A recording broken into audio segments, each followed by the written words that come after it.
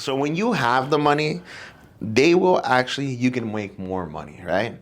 So number one, the bank, if you have assets, they'll give you loans. If you have transaction history, you could do more. For example, the hardest part on being an investor and starting the flips is having enough capital.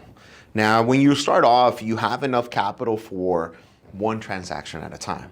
For example, if you are going to look at doing your first flip and you don't have experience, they're going to ask you for about 20% down.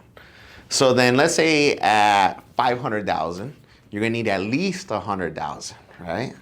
So then 100 to 125K plus closing costs. So you're looking at 135, 150 just to start off. And then they might not give you the rehab budget because you don't have experience.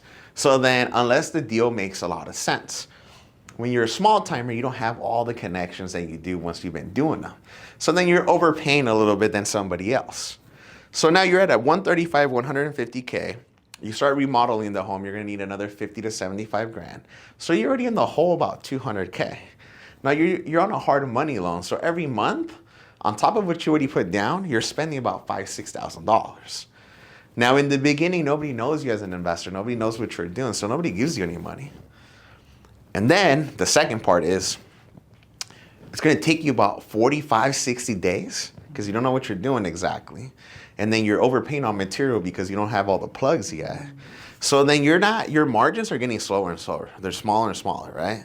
So then by the end of it, you have to wait till you put the house on the market. You market it correctly. It takes another 30 days of marketing, another 30 days to close escrow. They're complaining about some things that are still wrong with the house details because it's a flip. They want it to be perfect. Put more money into the house. So by the end of it, you're looking at 6 months to see a return on your original $200,000 investment. So it takes a while, right? Then you're like, damn, I did all this work and all I made was 10, 15 grand. So then what happens is though, if you don't stop, you say, hey, you know what? I'm gonna stick to it. I'm not gonna quit, I'm gonna do more. The second flip that you do, now they only ask for 15% down. Why? Because now you did the first one, you paid them off and you can show it. After you do a couple, you get down to 10%. And then where it really changes the game up, you say, okay, now if you're smart, you're gonna record most of the process. Then you're gonna go ahead and have pretty much a resume.